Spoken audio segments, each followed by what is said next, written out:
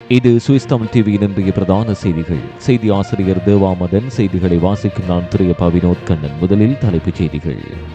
E2 நெடுஞ்சாலையில் சுரங்கப்பாதையில் கடுமையான போக்குவரத்து விபத்து. சுவிட்சர்லாந்தில் வார இறுதியில் காலநிலை தொடர்பில் எச்சரிக்கை.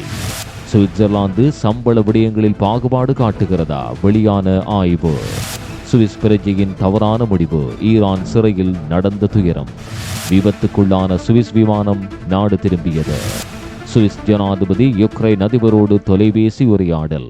MCS cargo service. சுவிட்சர்லாந்திலிருந்து இலங்கைக்கு உங்கள் பொதிகளை அனுப்புவதற்கு 35 வருட அனுபவம் வாய்ந்த எம்மிடம் உங்கள் பொருட்களை ஒப்படையுங்கள்.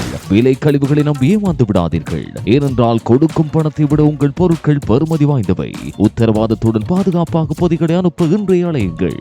MCS cargo service. தொடர்பான விரிவான செய்திகள். அண்மையில் ஆஸ்திரியாவில் விபத்துக்குள்ளான சுவிஸ் சர்வதேச விமான சேவை நிறுவனத்துக்கு சொந்தமான விமானம் நாடு திரும்பியுள்ளது. 2.5 வாரங்களுக்கு முன்னதாக ஆஸ்திரியாவின் கிராஸ் சர்வதேச விமான நிலையத்தில் அவசரமாக விமானம் தரையிறக்கப்பட்டது. இந்த விமானத்தினுடைய காக்பிட் பகுதியில் புகை மூட்டம் ஏற்பட்டதால் அவசரமாக விமானம் தரையிறக்கப்பட்டது. புகை மூட்டத்தில் சிக்கிய ஒரு விமான பணியாளர் உயிரிழந்தார். மேலும் சில விமான பணியாளர்கள் வைத்தியசாலையில் சிகிச்சை பெற்று வீடு திரும்பியுள்ளனர். இந்த புகை மூட்டத்தை சுவாசித்த பயணிகளும் பாதிக்கப்பட்டு சிகிச்சை பெற்று வீடு திரும்பியிருந்தனர். இந்நிலையில் குறித்த விமானம் பயணிகள் யாருமின்றி நாடு திரும்பியுள்ளது. விமான நிலையத்தில் இந்த விமானம் தரையிறக்கப்பட்டது. இந்த விமானம் தீவிர சோதனைக்கு உட்படுத்தப்பட்டதாக தெரிவிக்கப்படுகிறது. விமானத்தின் என்ஜின் புதிதாக பொருத்தப்பட்டுள்ளதாகவும் கூறப்படுகிறது. சூரிச் விமான நிலையத்தில் இந்த விமானம் மேலதிக தொழில்நுட்ப ஆய்வுகளுக்கு உட்படுத்தப்பட்டு வருவதாகவும் விமான சேவை நிறுவனம் அறிவித்துள்ளது. ஈரானிய சிறைச்சாலை ஒன்றில் சுவிட்சர்லாந்து பிரஜை ஒருவர் தற்கொலை செய்து கொண்டுள்ளார். ஈரான் அரசாங்கத்துக்கு எதிராக துரோக செயலில் ஈடுபட்டதாக குறித்த நபருக்கு எதிராக குற்றம் சுமத்தப்பட்டிருந்தது. மரணம் தொடர்பில் ஈரானிய அதிகாரிகள் சுவிட்சர்லாந்து வெளிவிவகார அமைச்சுக்கு அதிகாரப்பூர்வமாக அறிவித்துள்ளனர். ஈரானின் வடகிழக்கு பகுதியில் அமைந்துள்ள செம்னான் சிறைச்சாலையில் இந்த சம்பவம் இடம்பெற்றுள்ளது. அரச விரோத செயலில் ஈடுபட்டார் எனவும் உளவு பணியில் ஈடுபட்டார் எனவும் குற்றம் சுமத்தி தடுத்து வைக்கப்பட்டிருந்த குறித்த நபர் தொடர்பில் விசாரணைகள் முன்னெடுக்கப்பட்டு வருவதாக ஈரான் அதிகாரிகள் தெரிவித்துள்ளனர். இவ்வாறு ஒரு பின்னணியில் குறித்த நபர் தற்கொலை செய்து கொண்டுள்ளார் என கூறப்படுகிறது. ஈரானில் ஐரோப்பிய பிரஜைகள் சிலர் கைது செய்யப்பட்டு தடுத்து வைக்கப்பட்டுள்ளனர். இவர்களில் சிலருக்கு ஈரானிய கடவுச்சீட்டுகள் உண்டு என்பதும் குறிப்பிடத்தக்கது. ஈரானிய அரசாங்கம் வெளிநாட்டு பிரஜைகளை அரசியல் பணயமாக வைத்துக் கொள்வதாக குற்றம் சுமத்தப்பட்டுள்ளது. எவ்வாறெனினும் இந்த குற்றச்சாட்டுக்களை ஈரான் மறுத்து வருகின்றமையும் குறிப்பிடத்தக்கது. உலகின் மிக பழமையான பனிப்பாறை என கருதப்படும் பகுதி ஒன்று வெற்றிகரமாக மீட்டெடுக்கப்பட்டுள்ளது. சுவிட்சர்லாந்து மற்றும் சர்வதேச ஆய்வாளர்கள் இணைந்து இந்த ஆய்வினை முன்னெடுத்தனர். ஆர்டிக் பகுதியிலிருந்து இதுவரையில் மீட்கப்பட்ட பனிப்பாறைகளில் இதுவே மிகவும் பழமையானது என தெரிவிக்கப்படுகிறது. சுமார் 2.8 கிலோமீட்டர் நீளமுள்ள இந்த பனிப்பாறை குறைந்தபட்சம் 1.2 மில்லியன் வருடங்கள் பழமையானது என கூறப்படுகிறது. இந்த பனிப்பாறை காலநிலை தொடர்பான ஆய்வுகளுக்கு ஒரு மைல்கல்லாக அமையும் என நம்பிக்கை வெளியிடப்பட்டுள்ளது. மிகவும் நீளமான பனிப்பாறை இதற்கு முன்னர் 2004ஆம் ஆண்டு அண்டார்டிக் பகுதியிலிருந்து மீட்கப்பட்டிருந்தது. இந்த பனிப்பாறை சுமார் 8 லட்சம் ஆண்டுகள் பழமையானது என்பதும் குறிப்பிடத்தக்கது. இந்த பனிப்பாறையை கொண்டு பல்வேறு தகவல்களை பெற்றுக்கொள்ள முடியும் என ஆய்வாளர்கள் நம்பிக்கை வெளியிட்டனர். பூமியின் கட்டமைப்பு தொடர்பில் இந்த பனிப்பாறையினூடாக பல தகவல்களை பெற்றுக்கொள்ள முடியும் என ஆய்வாளர்கள் நம்புகின்றனர். மிகவும் பாதுகாப்பான முறையில் இந்த பனிப்பாறையின் ஒரு பகுதி எடுக்கப்பட்டு ஐரோப்பாவிற்கு கொண்டு வரப்பட்டு ஆய்வு நடத்தப்பட்டு உள்ளது.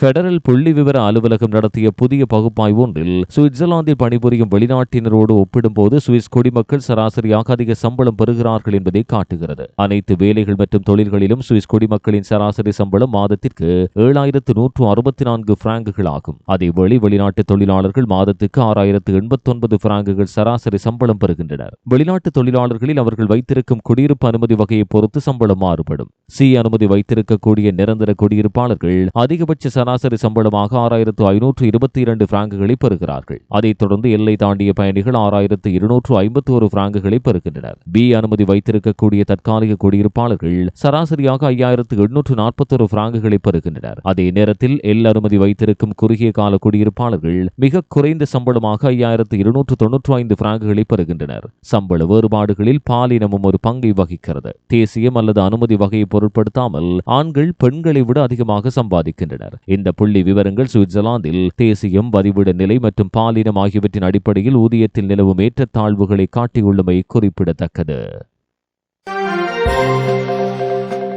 சுவிட்சர்லாந்தில் வார இறுதி மிகவும் குளிராக இருக்கும் என்றும் டிசினோவை தவிர பெரும்பாலான பகுதிகளில் உறைபனி வெப்பநிலை இருக்கும் என்றும் சுவிட்சர்லாந்தின் அதிகாரப்பூர்வ வானிலை சபையான மீட்டியோஸ்வாய்ஸ் தெரிவித்துள்ளது. சமீபத்திய நாட்களில் சுவிட்சர்லாந்தின் மீது நகர்ந்த துருவக்காற்று காரணமாக இந்த குளிர் காலநிலை ஏற்படுகிறது. இதனால் மழை, பனிப்பொழிவு, பனி மற்றும் பனிக்கட்டி நிலைமைகள் ஏற்படுகின்றன. வெப்பநிலை கடுமையாக குறைந்துள்ளது. மேலும் வழக்கத்தை விட குறைந்த உயரத்தில் பனி இப்போது வீழ்ச்சியடைந்து வருகிறது. பெரும்பாலான பகுதிகளில் குறிப்பாக இரவில் உறை பனிக்கு கீழே வெப்பநிலை இருக்கும். மேலும் பகல் நேர வெப்பநிலை கூட மிகவும் குளிராக இருக்கும். உயர்ந்த பகுதிகளில் கடுமையான பனிப்பொழிவு இருக்கும். அதே நேரத்தில் தாழ்வான பகுதிகளில் மழை அல்லது பனிப்பொழிவு இருக்கலாம். சாலைகள் மற்றும் நடைபாதைகள் வழுக்கும் தன்மை கொண்டதாக இருக்கலாம். எனவே மக்கள் நடக்கும் போது அல்லது வாகனம் ஓட்டும் போது கவனமாக இருக்க வேண்டும். சுவிட்சர்லாந்தின் லேசான வானிலை கொண்ட ஒரே பகுதி டிசினோவாக இருக்கும். இது நாட்டின் பிற பகுதிகளை விட சற்று வெப்பமாக இருக்கும். நீங்கள் வெளியே சென்றால் தொப்பிகள், கையுறைகள் மற்றும் ஸ்கார்ஃப்கள் போன்ற சூடான ஆடைகளை அணிய மறக்காதீர்கள். நீங்கள் பயணம் செய்தால் சாலை நிலைமைகள் மற்றும் ரயில் அட்டவணைகளை சரிபார்க்கவும். ஏனென்றால் பனியானது தாமதங்களை ஏற்படுத்தக்கூடும். பயணத்திற்கு கூடுதல் நேரத்தை ஒதுக்கி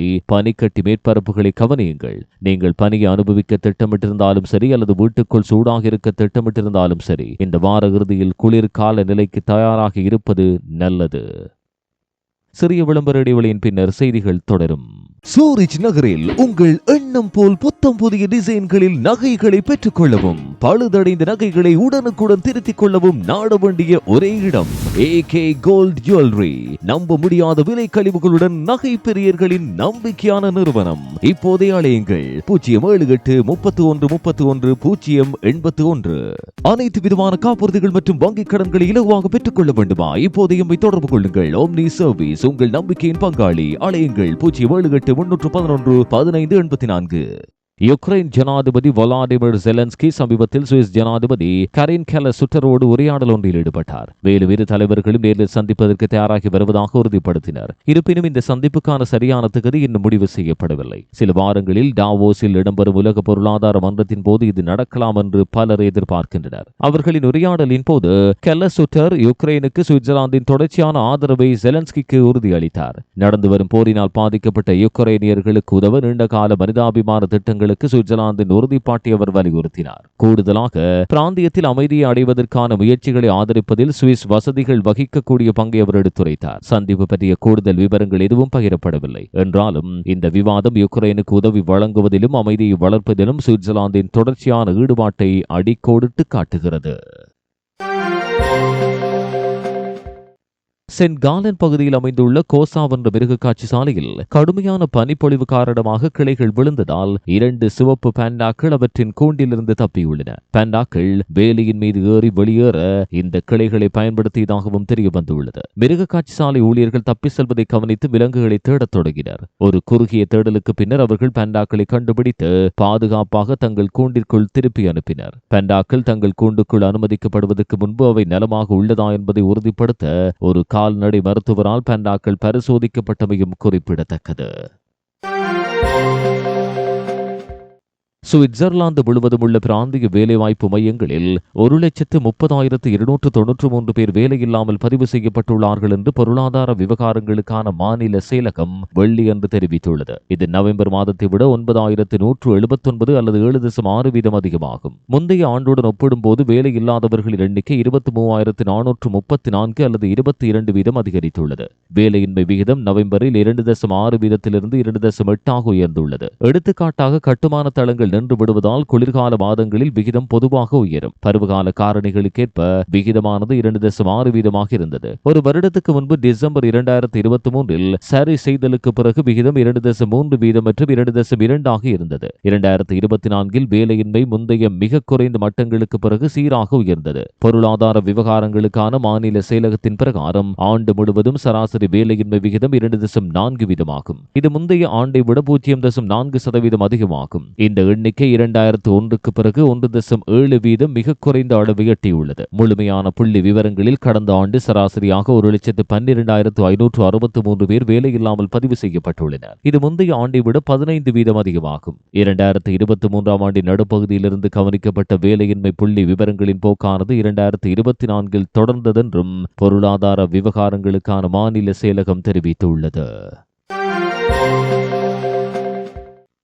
ஜனவரி 10, 2025 வெள்ளிக்கிழமை கோத்தாட் சாலை சுரங்கப்பாதைக்கு அருகிலுள்ள A2 நெடுஞ்சாலையில் ஒரு கடுமையான போக்குவரத்து விபத்து ஏற்பட்டது. காலை 7:15 அளவில் 76 வயதுடைய ஒருவர் ஊரி உரிமத்தகடுகளுடன் கூடிய காரை ஓட்டி நெடுஞ்சாலையில் தெற்கு நோக்கி சென்று கொண்டிருந்தார். இன்னும் தெளிவாக தெரியாத காரணங்களுக்காக அவர் தனது வாகனத்தை சுரங்கப்பாதையில் திருப்பி தவறான திசையில் வடக்கு நோக்கி முந்தி செல்லும் பாதையில் ஓட்டத் தொடங்கினார். பின்னர் நாக்ஸ்பர்க் சுரங்கப்பாதையில் எதிர் திசையில் சரியாக சென்ற மற்றொரு காரோடு நேருக்கு நேர் மோதினார். விபத்தில் 4 பேர் படுகாயமடைந்தனர். மேலும் ஒருவருக்கு லேசான காயம் ஏற்பட்டது. அவர்கள் அனைவரும் மீட்பு படையினரால் ஊரி கண்டோன் மருத்துவமனைக்கு கொண்டு செல்லப்பட்டனர். வாகனங்களுக்கு ஏற்பட்ட சேதம் இன்னும் தெரியவில்லை. விரிவான மீட்பு மற்றும் துப்புரவு நடவடிக்கைகள் காரணமாக தெற்கு நோக்கிய நெடுஞ்சாலை சுமார் 90 நிமிடங்கள் மூடப்பட்டது.